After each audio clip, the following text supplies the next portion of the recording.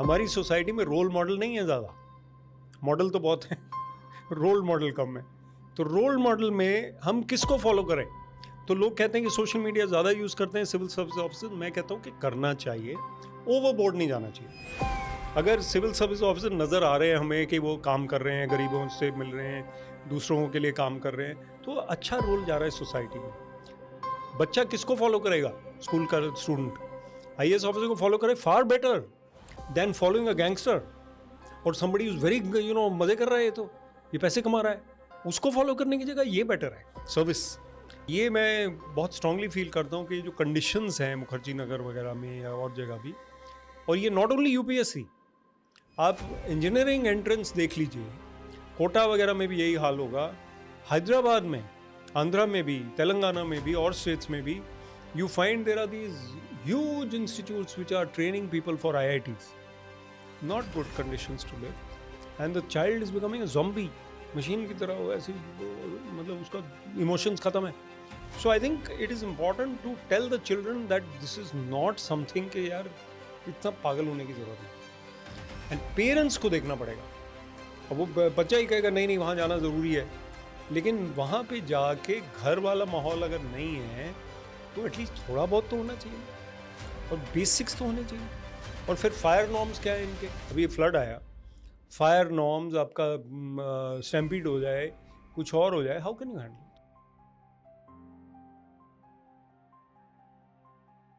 So, hello and welcome to another episode of the podcast. This podcast is all about curiosity, जहाँ पे हम चीज़ों को थोड़ा डेप्थ और थोड़े से अलग एंगल से समझने की कोशिश करते हैं। जब ये पॉडकास्ट रिकॉर्ड हो रहा है तो हमारी कंट्री में एक बहुत इंपॉर्टेंट डिबेट छिड़ी हुई है regarding one of the most premier examinations and one of the most premier services. अगर आपने अभी तक गेस नहीं किया है तो मैं यूपीएससी की बात कर रहा हूँ, और इसके बारे में, इसकी जर्नी के बारे में जानने के लिए आज है हमारे साथ farmer IAS officer Vivek Atre sir. He is an author, a motivational speaker, someone who has donned many hats. First of all, thanks a lot for speaking to us, sir. Thank you very much. Nice to be here. Thank you, sir. Thank you. The privilege is all mine. नहीं Arun, it's good to be here. Yeah. Sir, आपसे बात करनी थी तो थोड़ी सी तैयारी करी है मैंने। अप्रैल 19, 2024 का एक आर्टिकल है सर इंडिया टुडे का। जितनी मेरी लिमिटेड अंडरस्टैंडिंग है यूपीएससी के बारे में वो ये है कि 3 फेजेस में कंडक्ट होता है। पहला प्रिलिमिनरी है, उसके बाद मेंस है, फिर इंटरव्यू है और एक फाइनली एक मेरिट लिस्ट बनती है। तो यूपीएससी 2023 जो इसका लेटेस्ट एडिशन था, according to this article 13 lakh aspirants appeared for the prelims. उसमें से सर 14,624 मेंस के लिए क्वालिफाई करते हैं। That means approximately a selection ratio of 0.11%। Final selection sir जो होता है वो 0.078% एस्पिरेंट्स का होता है। अब सर मेरे दिमाग में क्वेश्चन आया कि इससे टफ और क्या हो सकता है, तो मैंने ऐसे ही गूगल किया तो नासा का एक वेब पब्लिकेशन मुझे मिला। उनका 2020 का एक आर्टिकल है जिसमें उन्होंने 8,000 लोगों की एप्लीकेशन मंगवाई, उसमें से 8 से 12 लोग सेलेक्ट हुए। That means a selection ratio 0.0125 approximately. मुझे लगा और क्या हो सकता है, मुझे लगता है शायद इंडियन क्रिकेट टीम का सिलेक्शन रेशियो इससे टफ हो सकता है। क्रिकेट से तो सर आपका भी पुराना रिश्ता रहा ही है।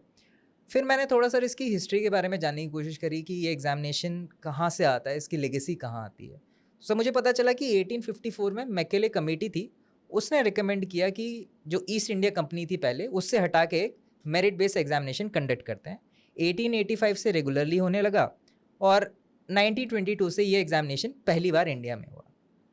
सर क्या चार्म हो सकता है इस एग्जामिनेशन का, and specially given it's history, जो हमारी खुद की भी हिस्ट्री रही है, उसका एज अ सोसाइटी हमारे पर सर क्या कलेक्टिव इम्पैक्ट है? देखिए, पहले तो मैंने यूपीएससी एग्ज़ाम क्लियर नहीं किया, लेकिन मैं एचसीएस से आईएएस में आया था। पर अब मैं मेंटर करता हूँ यूपीएससी एस्पिरेंट्स को और इंटरव्यू कैंडिडेट्स को, खास तौर पे हमारे काफ़ी सक्सेसफुल भी हुए। विवेक आईएएस करियर एकेडमी का मैं मेंटर भी हूँ। होता क्या है, ये एग्ज़ाम का चार्म नहीं है, ये सर्विस का चार्म है। और exam itself is not the goal, the goal is 35 years of service. उसके बारे में ज़्यादा बात करते हैं। तो ये क्या है, लोग क्यों 13 लाख देते हैं exam? It seems that till now यही एक एग्ज़ाम और यही एक सर्विस है जिसके ज़रिए, जिसके थ्रू हमें ऐसा स्टेटस मिलता है जो सोसाइटी में माना जाता है, जो जाना जाता है for power, status and permanence कि हम 35 इयर्स के लिए एक सर्विस में रहेंगे, और वो भी टॉप क्लास सर्विस, और सीनियर होते जाएंगे, एक दिन कैबिनेट सेक्रेटरी, चीफ सेक्रेटरी बनने का भी चांस है, सब लोग नहीं बन पाते। लेकिन एक कल्चर भी है, कुछ स्टेट्स में इसका बिल्कुल क्रेज़ नहीं है। महाराष्ट्र और गुजरात में अगर आप जाएं तो बहुत कम बच्चे in percentage terms will be appearing for the civil services exam. Bihar में जाएं, यूपी में जाएं, दिल्ली में जाएं तो बहुत ज़्यादा परसेंटेज है आउट ऑफ कॉलेज ग्रेजुएट्स, और मेरे वेबिनार्स और टॉक्स होते रहते हैं तो बहुत बच्चे उसमें आते हैं, मतलब अनबिलीवेबल नंबर। तो पॉइंट ये है कि क्या हम इसमें एक रियलिटी चेक उनको दे सकते हैं, ताकि फिर भी वो देना चाहें तो ज़रूर दें।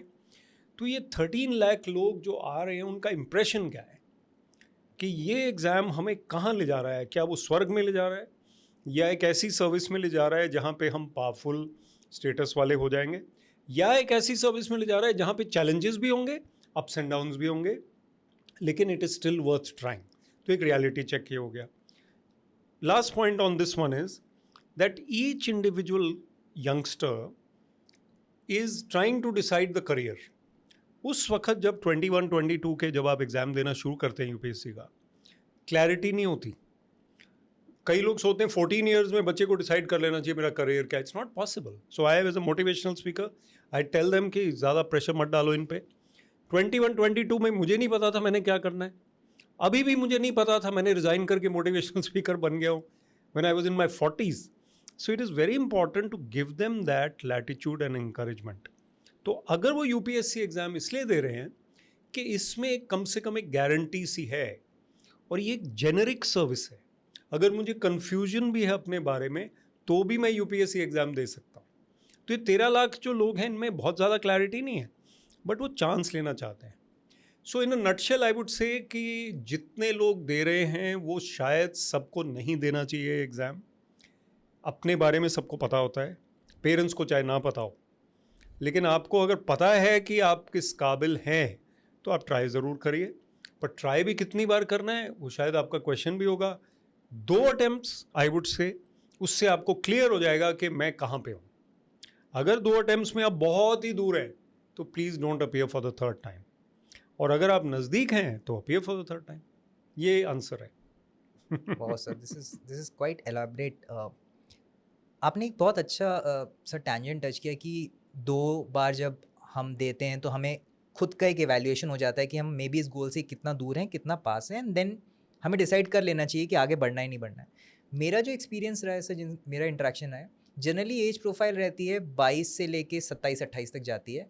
लोग 1-1.5 साल जॉब करते हैं जनरली, कुछ लोग ग्रेजुएशन से ही क्लियर होते हैं, और उसके बाद वो लोग अपने यूथ के 4-5 साल, which is like the prime years of their youth, वो इसमें इन्वेस्ट करते हैं। आप इतने बच्चों से सर बात करते हैं इन डिफरेंट रोल्स, सर आपको क्या लगता है, do many of them have this clarity, is permanence only the thing? और एक और आपने बड़ी अच्छी बात की सर, एक जेनरिक सर्विस है कि इवन मुझे कन्फ्यूजन है, can you touch upon that? What so even if I am confuse कि मुझे साइंस में जाना है, आर्ट्स में जाना है, इंजीनियरिंग करनी है, या इंजीनियरिंग में कर भी चुका हूँ, तो मुझे किस टाइप की जॉब में जाना है, कंसल्टिंग में जाना है, मुझे टेक्निकल जॉब में जाना है, मुझे बैंक में जाना है।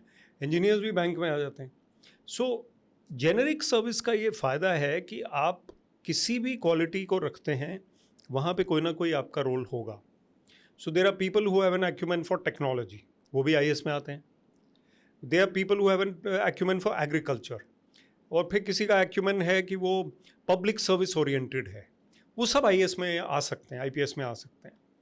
तो पॉइंट ये है कि उस वक्त कन्फ्यूजन में सिविल सर्विस एग्ज़ाम उनको एक ऑप्शन लगता है ऐसा, और प्लस कई लोगों का मुझे लगता है एक बफर मिल जाता है कि 2 साल में ये एग्ज़ाम की तैयारी करूँगा और मुझे क्लैरिटी भी हो जाएगी थोड़ी अपने बारे में, लाइफ अपने आप को भी तो आप समझ रहे हैं ना उस टाइम, सेल्फ डिस्कवरी भी है, और फिर 2 साल के बाद आपकी नॉलेज भी थोड़ी सी बढ़ गई।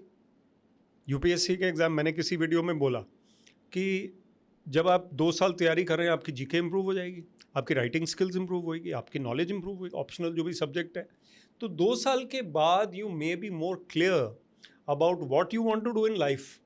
और अगर आपका ये एग्ज़ाम क्रैक हो गया then you get into that service, नहीं हुआ तो भी you are better off than you were at 21-22, 23, 24, 25 पे आके थोड़ा सा आजकल कोई जल्दी नहीं है करियर शुरू करने की.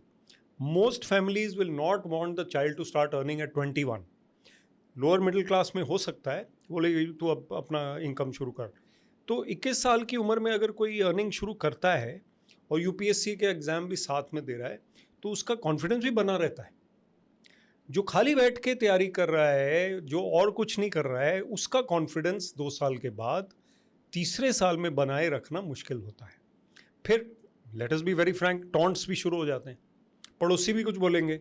वो आंटी जी जो राउंड द रोड रहती है, मैं कई बार बात करता हूँ, पता नहीं कौन सी आंटी है वो बोलेगी तुम्हारा तो हुआ नहीं, तुम तो बेकार हो, क्या तुम टाइम वेस्ट करते रहते हो, मैंने तुम्हें देखा वहाँ पे तुम बड़े मज़े कर रहे थे अपने दोस्तों के साथ, ऐसे मत किया करो, थोड़ा पढ़ा करो.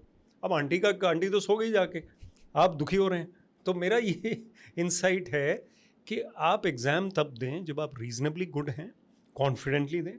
2 साल के बाद अपने आप को असेस करें और साथ साथ अपना प्लान बी और करियर प्लान बी, दूसरा प्लान भी बनाते रहें. This is the conclusion.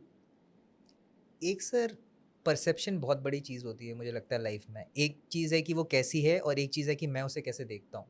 जब हम पावर की बात करते हैं, specially with the advent of social media, reels चलती हैं सर काफ़ी कुछ कि आप उतरे गाड़ी से and people are standing there, आपको सैल्यूट हो रहा है. बट मैंने ये सवाल एक एक्स डीजीपी सर थे, उनसे भी बात करी थी इस बारे में कि वो जो दिख रहा है कैमरे के सामने, जो आपको एक लाल बत्ती दिख रही है, उसके पीछे का जो शोल्डर्स पर रिस्पॉन्सिबिलिटी, वो कितनी बड़ी डाइकोटमी है सर. ऐसा है कि सोशल मीडिया से पहले भी मीडिया तो था. लेट अस प्रिज्यूम कि 15 ईयर्स से सोशल मीडिया 10-12 ईयर्स से ज़्यादा है. तो तब क्या है कि एक आईएएस ऑफिसर गाड़ी में से निकल के आ रहे हैं, वही रील वायरल हो गई. ठीक है, अब हम भी गाड़ी में से निकल के कई जगह जाते हैं, ऐसा कोई खास बात नहीं है. हालांकि just to share with you, एक somebody came to my office and said कि सर मैंने आपसे मिलना चाह रहे थे, जब से मैंने आपको देखा गाड़ी में से उतर के आप ऑफिस की तरफ गए, तब से मैं आपको मिलना चाह रही थी या चाह रहा था, जो भी था. तो मैंने कहा कि ये तो कोई वजह नहीं हुई. कहते नहीं सर, मुझे एकदम से इंस्पिरेशन मिला. मैं चलो फिर बताइए और बात करते हैं. सो पॉइंट ये है कि एक परसेप्शन जो है वो भी ज़रूरी है. हमारी सोसाइटी में रोल मॉडल नहीं है ज़्यादा, मॉडल तो बहुत हैं, रोल मॉडल कम है. तो रोल मॉडल में हम किसको फॉलो करें?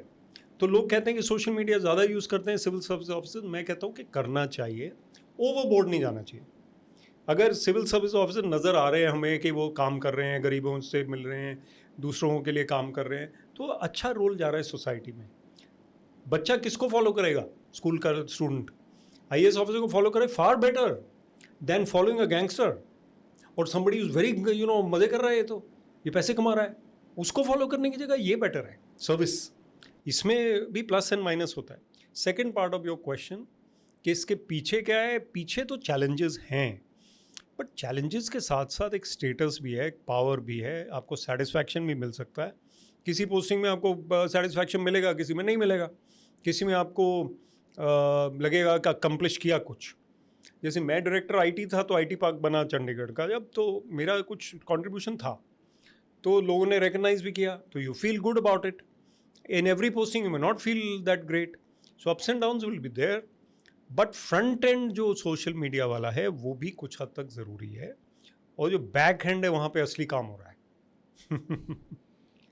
सर ये आपने बहुत फ्रेश पर्सपेक्टिव लाए हैं. जो आपने बोला कि अगर फॉलो करना ही है किसी को, तो better it be someone good, because I think after all role models ही इस मैं अपने आप को अगर यंगर देखता हूँ, तो मैं उन लोगों को देखकर ही बड़ा हुआ जिनकी तरह मैं बनना चाहता हूँ. तो अगर सही डायरेक्शन है तो it would be really great. So just to add to this, role model के बिना आपका जो डायरेक्शन नहीं है कोई, तो आपके पेरेंट्स आपका रोल मॉडल हो सकते हैं, आपका एल्डर ब्रदर सिस्टर कज़न वगैरह हो सकते हैं. बट सपोजिंग विराट कोहली आपका रोल मॉडल है. विराट कोहली में पहले ज़रा गुस्सा ज़्यादा था, एरोगेंस ज़्यादा था, अभी शांत हो गया है, शादी वादी भी हो गई, तो बच्चा भी हो गया, तो थोड़ा सा संभल गया है. धोनी पहले से ही शांत था. तो ये रोल मॉडल्स हैं, आईएएस ऑफिसर्स रोल मॉडल्स हैं. Even I would say a young bright politician who is educated, erudite, अच्छा बोलता है, वो भी रोल मॉडल हो सकता है. सोशल वर्क में कोई है, नोबेल प्राइज़ तो नहीं, चलो कोई अवार्ड मिला उसको, उसने बहुत सारा काम किया, गांव में किया, ट्री प्लांटेशन किया. आजकल मैं नाम लूँगा, एक सोसाइटी है मेरे ख्याल उसका नाम है eco Sikh organisation. who are helping tree plantation in large numbers in North India. So they become role models. So what I'm trying to say is positive role models are required. Otherwise, youth will have negative role models who are going to maybe put them into alcoholism, drugs, or even crime. वो नहीं होना चाहिए. Sir आपने mention किया कि even a good politician can be a role model which should be. Sir एक constant एक again एक परसेप्शन चलता है जहाँ पे एक पावर स्ट्रगल लोग पोर्ट्रे करते हैं कि he is an IAS officer और he is someone who is a representative of the people. एक आईएएस ऑफिसर को सर कितना डिफ़िकल्ट होता है मैनेज करना ये कांस्टेंट स्ट्रगल या एक कांस्टेंट प्रेशर अगर मैं कहूँ कि to execute his responsibilities vis the other arms. तो मुझे लग रहा था पॉलिटिशियन का नाम आते ही आप उसको पकड़ लेंगे कि इसके बारे में सवाल आएगा, और ये आना ही था. तो आईएएस ऑफिसर या आईपीएस ऑफिसर, कोई भी सिविल सर्विस ऑफिसर, उनका पॉलिटिशियंस के साथ, क्योंकि हमारा डेमोक्रेसी ऐसी है, सिस्टम ये है, उनके साथ एक कनेक्शन, इंटरेक्शन रहेगा. और पॉलिटिशियन ह्यूमन बीइंग है, ऑफिसर भी ह्यूमन बीइंग है. तो पॉलिटिशियन का थोड़ा सा ये होता है कि he is not bound by the rules of the system as the civil services officer is suppose to be. Politician ये कह सकता है मेरे गांव में ये सड़क पहले बननी चाहिए, रूल के मुताबिक या नॉर्म्स के मुताबिक, या जो स्कीम है जिसके मुताबिक ग्रांट इनेट आ रहा है उस सड़क के लिए, उसके मुताबिक इनकी बारी इनके गांव की 4 साल बाद आएगी. मैं बड़ी प्रैक्टिकल बात बता रहा हूँ आपको. अब वो पॉलिटिशियन ने नोट लिखवा दिया, विच मीन्स कुछ राइटिंग में, कि सीएम साहब ने अप्रूव कर दिया. तो अब वो डिपार्टमेंट में गया. अब डिपार्टमेंट डरता डरता फाइल पुटअप करेगा कि सर ये तो 4 साल के बाद इनका नॉर्म्स के हिसाब से आएगा और अभी हम नहीं कर सकते. सीएम में right, he may be given the precedent, he may be given the right to first get his road built. ऐसा कुछ, उनका इंपॉर्टेंट एमएलए है, वो सपोर्ट कर रहा है उनको, सीएम लिख देगा. तो सीएम ने अगर ऑर्डर दे दिया तो सब एग्जीक्यूट करेंगे. बट अगर पॉलिटिशियन फ़ोन कर रहा है कि मेरा कर दीजिए, तो फिर वो गलत है. अगर वो आउट ऑफ द वे कह रहा है तो ऑफिसर को रेजिस्ट करना पड़ेगा. तो ये थोड़ा बहुत कैट एंड माउस गेम चलता है, लेकिन जितना बाहर से लगता है उतना डिफ़िकल्ट नहीं है ऑफिसर के लिए. Officers can always take a stand कि सर ये नहीं हो सकता, ये हो सकता है, ये नहीं हो सकता. That is a practical way to put it. Politician हमेशा कोई 100% गलत बात थोड़ी करता है. और most politicians are quite reasonable, let me say. Most of them are reasonable. ऐसा अनरीजनेबल बहुत रेयर होता है. कोई मेरी लाइफ में शायद 2, 4, 5 आई होंगी अनरीजनेबल सिफारिश कोई, जो मैंने मना कर दी. और मना कर दी, कोई नाराज़ हुआ नहीं हुआ, वो उनके ऊपर है. So it's This is the answer. it's a constant tussle that goes on and well it's a challenging place to be in. Sir हम रोल मॉडल्स की बात कर रहे हैं और जब मैं मॉडर्न इंडिया के बारे में सोचता हूँ स्पेशली आफ्टर इंडिपेंडेंस, जब आप बड़े हो रहे थे उस टाइम पे या जब इनफैक्ट बाद में आप सर्विस में थे, was there any I will talk about IAS officers. Is there any personality that comes to your mind ki that was someone that you looked up So to? my father was an IPS officer. He was a role model for me, and we also organized a JP Atre tournament in his memory. So वो ऐसे थे कि वो iconic side type थे. वो IPS में होते हुए बड़े क्रिएटिव थे, बड़े माने हुए थे. He was a good communicator. एक मैं बात बताता हूँ. He gave a speech in one of the chess championships and I was a student in Kurukshetra. वो कुरुक्षेत्र आए हुए थे चीफ गेस्ट. उन्होंने वो स्पीच दी. उन्होंने कहा भी तुम आ जाओ, पास ही रहते हो, कॉलेज है. So I heard him speak. I was very impressed. कभी मैंने अपने फादर की स्पीच नहीं सुनी थी, कॉलेज के टाइम सुनी. तो मैंने कहा यार ये तो I had him as my role model. But I also saw definitely other officers who were his friends and I found that this is a good service and I can do something for the society. I was obviously drawn to them. Even my Chacha ji is ex-army, even the army, so I saw army officers also, but I was always inclined towards civil services. वैसे तो I was inclined towards cricket. तो cricket बीच में रह गया, तो फिर civil services आ गई, engineering आ गई. तो रोल मॉडल वही थे. सर आप क्रिकेट से इतने जुड़े हुए हैं, there is a premier tournament in the honour of your father. Sir एक रोल मॉडल क्रिकेट में से आपका what is the first? So सब जब हम स्कूल में थे तो सुनील गावस्कर थे, फिर कपिल देव थे, फिर सचिन तेंदुलकर थे. तो अभी मुझे लगता है Dhoni is the ideal role model. अभी रिटायर हुए हैं कुछ साल पहले. Dhoni is a role model because of his demeanour, उनका उनका जो एटीट्यूड है, जो प्रोफेशनलिज्म है, जो कूलनेस है और क्वालिटी है, एक्सेलेंस है। तो उनका रिकॉर्ड देख लीजिए, उनका कैप्टनसी रिकॉर्ड देख लीजिए, तो I think he is the man. उसके बाद जो अभी टीम है, करंट टीम है, इसमें ज़्यादा पोटेंशियल है। They are outstanding players. I respect Virat Kohli a lot, Rohit Sharma, then Suryakumar Yadav has come in. तो ये सब अच्छे क्रिकेटर्स हैं। ऋषभ पंत बहुत इंस्पायर करता है, अपना एक्सीडेंट के बाद वापस आए। एंड लेट मी से कि JP टूर्नामेंट में most of these players have played. Rohit Sharma has played, Surya Kumar Yadav has played, Pandya brothers have played, Rishabh Pant has played, Kohli is not probably played. But JP tournament PCA stadium में होता है, PCA कराता है, हम इस वक्त मोहाली में ही हैं। And it is a tournament before the season, BCCI approved है, 50 ओवर्स है। इसमें जो परफॉर्म करते हैं उनका नोटिस हो जाते हैं वो, और फिर अपनी स्टेट और अपनी कंट्री के लिए खेल सकते हैं। Did you have a pleasure of meeting any of them in person? Yeah, I met most of the cricketers except Sachin Tendulkar and Rahul Dravid and Anil Kumble. Though Kumble I met once briefly. I've met everybody. Sehwag I've met Lakshman, I've met Kapil Dev, तो बहुत ही हमारे close हैं। युवराज, Harbhajan. Sir जब हम cricketers की बात करें या हम अदर रोल मॉडल्स की बात करें, स्पेशली एक एट अ यंगर एज काफ़ी इम्पैक्ट छोड़ते हैं। जब हम सिंस हम UPSC की बात कर रहे हैं, मैं UPSC एस्पिरेंट्स की बात कर रहा हूँ, कोचिंग एक बहुत डेलिकेट इशू है, एक डेलिकेट क्वेश्चन है, rather than an issue. I think it's a question. तो आप इतने लोगों से इंटरेक्ट करते रहते हैं on a daily basis, how important do you think coaching plays a role in maybe qualifying an examination? Specially अभी एक अनफॉर्चुनेट इंसिडेंट भी हुआ है, उसका मेंशन भी है that people stay in very difficult conditions to have that access to premier knowledge. Coaching आपको क्या लगता है कितना इंपॉर्टेंट रोल प्ले? मुझे लगता है थोड़ा सा बैलेंस जजमेंट करना चाहिए कि कितनी कोचिंग हमें ज़रूरी है। कुछ मंथ्स की कोचिंग से क्या होता है फ़ायदा कि उनको पता चल जाता है, दूसरों का लेवल भी पता चल जाता है। एक क्लास में आप 60 बच्चों के साथ बैठे हैं and you are able to understand कि आप कहाँ पे हो। Q&A चल रहा है, थोड़ा सा असेसमेंट हो जाता है, प्लस जो टीचर्स हैं वो आपको गाइड करते हैं। तो आप 6 मंथ्स की कोचिंग लो, उसके बाद आप अपनी पढ़ाई करो, या पहले अपनी पढ़ाई करो बाद में कोचिंग लो, as you like. But if you are studying in a coaching centre for 3 years, 4 years, 5 years, I think you are making a mistake. Overdo कर रहे हो, पेरेंट्स भी पे करे जा रहे हैं फीस। और ये मैं बहुत स्ट्रांगली फील करता हूँ कि ये जो कंडीशंस हैं मुखर्जी नगर वगैरह में या और जगह भी, और ये नॉट ओनली UPSC, आप इंजीनियरिंग एंट्रेंस देख लीजिए, कोटा वगैरह में भी यही हाल होगा, हैदराबाद में, आंध्रा में भी, तेलंगाना में भी और स्टेट्स में भी, you find there are these huge institutes which are training people for IITs. Not good conditions to live. And the child is becoming a zombie. Machine की तरह हो, ऐसी मतलब उसका इमोशंस ख़त्म है। So I think it is important to tell the children that this is not something कि यार इतना पागल होने की ज़रूरत नहीं है।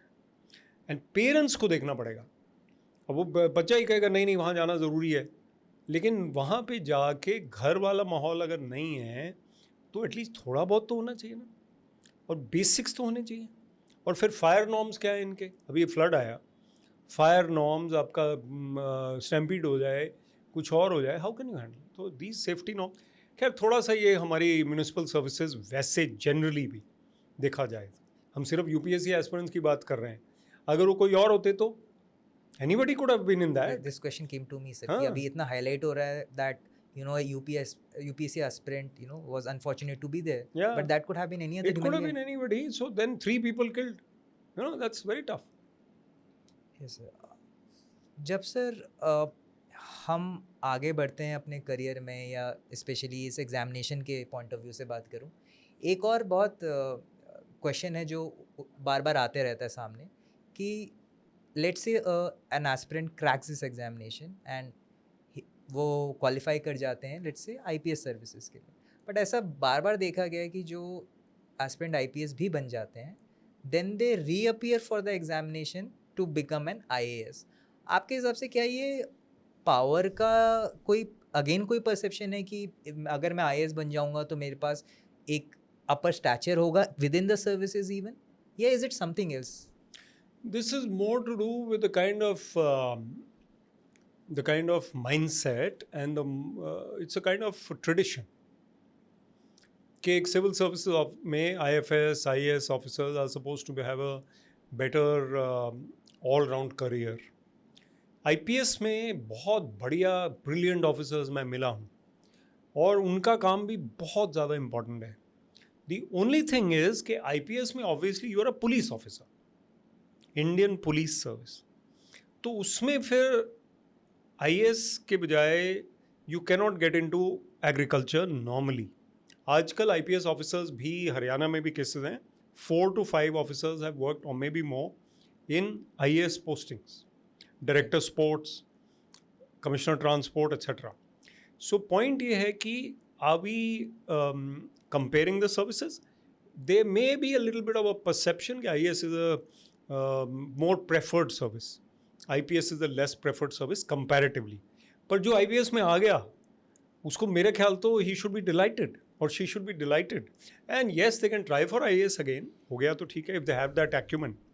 मैंने एक गर्ल हमारी फैमिली फ्रेंड्स में ही वो IPS में आ गई, तो हमें लगता पुलिस में थोड़ा ज़ोरदार होना पड़ता है ऐसा लगा हमें, और ये इतनी इकोनॉमिक्स ऑनर्स टाइप IAS में आ जाती तो लगता है ज़्यादा कंफर्टेबल होती. लेकिन she is outstanding as an IPS officer. She is today an IPS officer. She is an SSP in UP in some district, and she is outstanding. तो IPS में आना बहुत अच्छी बात है, और एक सिर्फ ये नॉर्म है, एक ट्रेडिशन है कि IFS IAS IPS, उसके बाद IRS IAS whatever it is, ये सब एक ट्रेडिशन है. सर जब हम IPS सर्विसेज की बात करते हैं, ये सर्विस ऐसी आई थिंक जहाँ पे हम सब देख सकते हैं, these officers in and around us. Sir जब हम एक सेंसिटिव जोग्राफी की बात करूँ, अगर मैं एक सेंसिटिव पोस्ट से हट के, जब सेंसिटिव जोग्राफीज़ में आप लोगों की पोस्टिंग होती है, वहाँ पे सर डिफ़िकल्टी तो और एक लेवल बढ़ जाती होगी. अभी तक हम पर्क्स, अंदर जाना या हायरार्कीज़ की बात कर रहे थे, but when you are in these positions जहाँ पे you are out of the limelight, आप थोड़ा दूर हैं जगहों से, वहाँ पे अपनी रिस्पॉन्सिबिलिटी एग्जीक्यूट करना सर कितना मुश्किल रहता ये है? बहुत इंपॉर्टेंट बात है. मैं ऐसी 2 जगह पे रहा हूँ कम से कम. फिरोजपुर झिरका एक जगह है, पंजाब में फिरोजपुर अलग है, अच्छा. ये मेवात में है, near Delhi, near Alwar. Alwar border पे बिफोर राजस्थान स्टार्ट्स, हरियाणा में ही फिरोजपुर झिरका. वहाँ पे काफ़ी बैक ऑफ बियॉन्ड एरिया है, मतलब हालांकि गुड़गांव से हार्डली 1.5-2 घंटे का रास्ता होगा, 1.5 ही होगा अब तो. बट फिरोजपुर झिरका में level of the economic development, education, health care इतना नहीं है, हालांकि government of Haryana is been doing a lot. तो होता क्या है कि फिरोजपुर झिरका में आपकी पोस्टिंग होगी, आप लाइमलाइट में नहीं हो, जैसे कई अम्बाला पंचकूला में हो सकते हैं. मैं DC पंचकूला रहा हूँ. सो फिरोजपुर झिरका में आप काम कर रहे हैं, कोई देख नहीं रहा है, मतलब मॉनिटर बीच बीच में हो रहा है, बात हो रही है, DC गुड़गांव आपके DC हैं, लेकिन आप अपने मन से काम कर रहे हो, यू मेक एन इम्पैक्ट. वहाँ पे आपको सेटिस्फैक्शन भी ज़्यादा मिलती है. ऐसी छोटी जगह पे आपकी पहचान भी ज़्यादा होती है. मैं कालका में रहा तो ज़्यादा पहचान हुई, पंचकूला में भी हुई, बट चंडीगढ़ में भी हुई, बट कालका छोटे शहर में आपकी ज़्यादा एक पहचान होगी. बाकी पब्लिक के साथ आपका इंटरेक्शन ज़्यादा होगा, कॉमनेस्ट मैन जो है उसके साथ होगा. गरीब आदमी का आप काम करेंगे वो भूलेगा नहीं, वो इतना कम्युनिकेटिव नहीं होगा. जैसे अगर मैं एक एग्जांपल दे रहा हूँ, कालका में मैं SDM था 95 में, आई वॉज अ यंगस्टर. तो 95-94 में मैं SDM था. मैं गया किसी स्कूल फंक्शन में, एक छोटा बच्चा वहाँ पे होगा उस टाइम अराउंड 5 इयर्स का, उसकी मदर टीचर थी तो बच्चे को बुला लिया, वो फूल दे रहा है, मुझे फ़ोटो है. अब 1 साल पहले वो लड़का 30 इयर्स का हो गया, 30 से थोड़ा ऊपर हो गया, वो मुझे मिला और वो फ़ोटो दिखाई उसने. सर मैं आपको मिला था, ये मैं हूँ. मैंने तुम तो 6 फुट के हो गए. और वो कहता है कि मैं तो, ये एक छोटे जगह की पोस्टिंग का एक प्यार है, और जो ऑफिसर वहाँ पोस्टेड है उसको ये अपॉर्चुनिटी है to do something meaningfully significant for that society. तो ये चीज़ दिल्ली में नहीं हो सकती है, बट दिल्ली ज़रा, बॉम्बे वगैरह, मतलब अब स्लम में आप जाओगे कुछ करोगे, वो स्लम वाले लोग ही नहीं होंगे 10 साल बाद आपको याद करने के लिए वहाँ पे, वो कहीं और होंगे. So this kind of identity comes only in the small towns and small places. Sir यहाँ पे काम करते हुए आपने पब्लिक डीलिंग मेंशन किया, कभी रेपो बनाने में कभी कोई चैलेंज आए, something that you could mention? तो I been blessed with public dealing skills. एक वार्मथ चाहिए होती है थोड़ी सी. तो मैं तो कोई आता था तो हाँ जी बताओ बताओ क्या हाल है, ठीक हो, बैठ जाओ.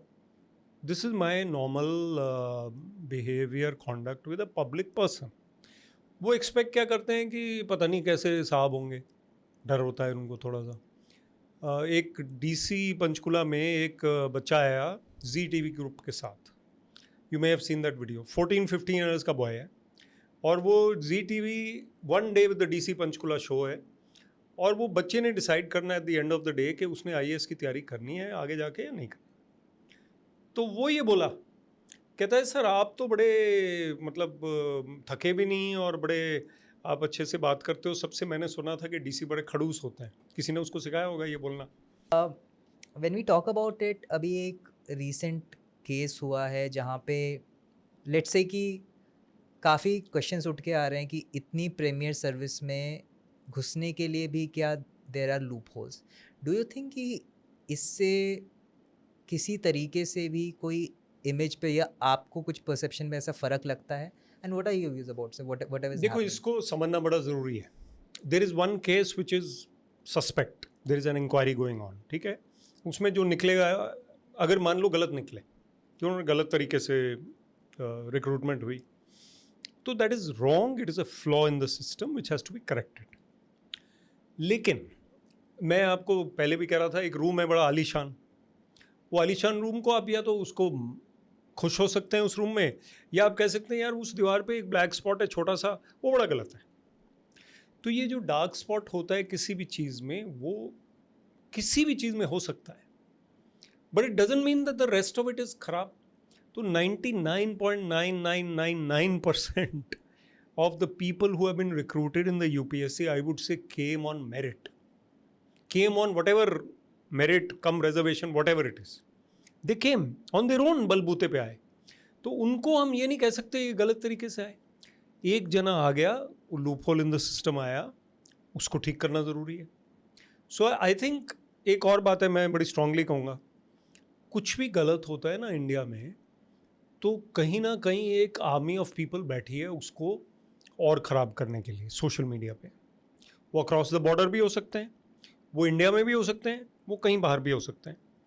और ये कोई पॉलिटिकल नहीं है मामला. दोनों पार्टीज़ जो मेन पार्टीज़ हैं उनके पास भी ऐसे बंदे बैठे हुए हैं, रिक्रूटेड है, वो भी ख़राब कर देते हैं माहौल. So as a result the common person thinks कि ये जो सोशल मीडिया में इतना कुछ आ रहा है तो कुछ ना कुछ बहुत गड़बड़ है. फिर 10 दिन वही चर्चा चलेगी. फिर उसके बाद इंडियन क्रिकेट टीम का कोई स्कैंडल आ जाएगा, पांड्या ने वहाँ पे क्रॉस कर दिया, मुंबई यहाँ आ गया, वहाँ से अहमदाबाद से, फिर वो शुरू हो जाएगा. So people like to gossip about such things, but it doesn't mean that the whole system is खराब. UPSC is still a transparent process of recruitment, the exam, and UPSC is a credible organization, constitutional body. So I don't think we should question it. We should correct whatever wrong has gone. और ज़्यादातर विश्वास के साथ आपको exam देने जाना है तो जाइए. विश्वास के साथ. That's a very good point. So in fact, like as a अपने common ऊपर विश्वास और सिस्टम के ऊपर भी विश्वास. yes sir. As a common citizen when I see it, तो it's very important for someone, let's say in his early 20s, अगर कोई बच्चा तैयारी कर रहा है कर रही है, तो एक विश्वास होना सर बहुत ज़रूरी है. अब मैं कुछ पोस्ट लगाता हूँ ना इंस्टाग्राम पे, मुझे बहुत फॉलोअर्स हैं, तो मैं कुछ लगाता हूँ तो कहते हैं, बीच में आ जाएगा comment, very good very good, ये कहेगा sir what do you have to say about that incident. अब मैं लगा तो रहा हूँ अपना वो शूलिनी यूनिवर्सिटी में फ्लावर्स की फ़ोटो लगा रहा हूँ, वो what do you have to say about that incident, उसका कोई लिंक नहीं है ना उस बात से, और मेरा कोई रोल भी नहीं है उसमें.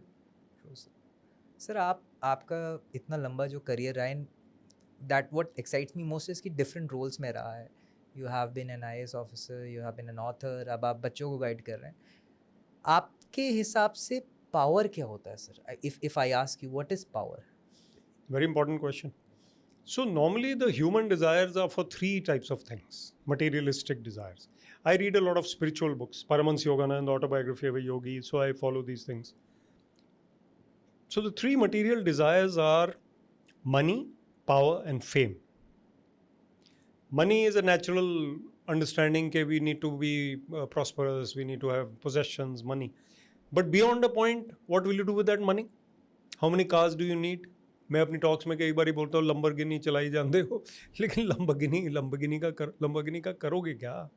उसको मेंटेन कहाँ से करोगे? You need a small car, comfortable. Power कितनी देर तक रहेगा? Power is something which is fleeting, आनी जानी चीज़ है। When you are in the top, then people will salute you. When you are not, when you're on the way down, same people will not salute you.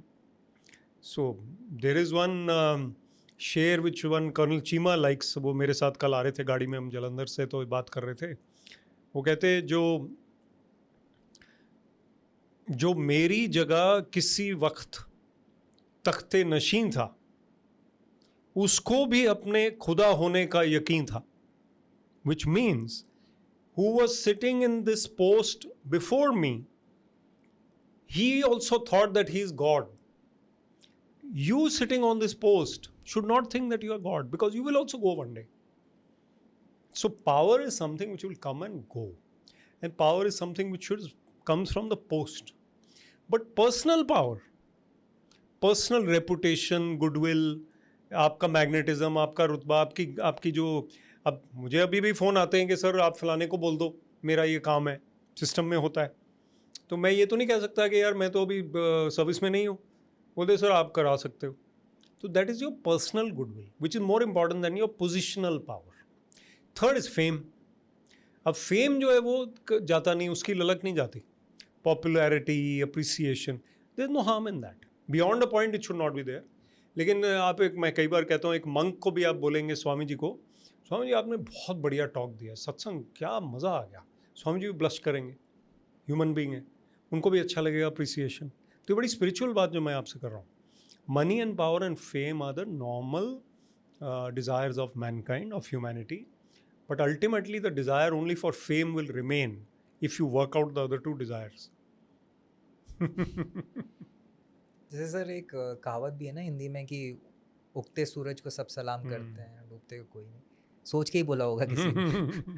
Sir जब हम spirituality की बात करते हैं, coming towards the end of the podcast, हमने इतनी चीज़ों के बारे में बात करी, आपके लिए, I don't know how pertinent this question is, but still, where do you find yourself the most calm, या सबसे सुकून में, या at peace, which place? I think in nature and in meditation.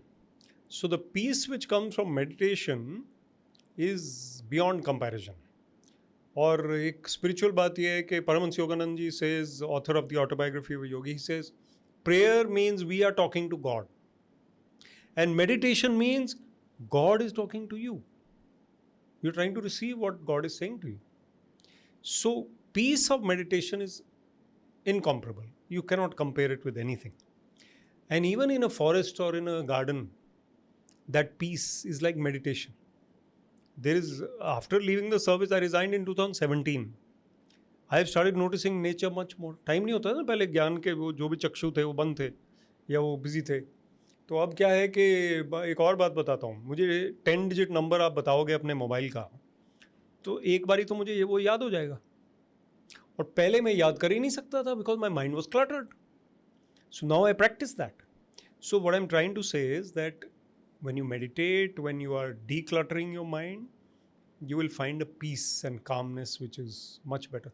Plus understanding आती है थोड़ी सी, उससे भी calmness आती है कि मेरे faults क्या है, मैं कहाँ पे अपना cool lose कर रहा हूँ, where should I maintain that calmness, and if you meditate over the years you will become calmer anyway.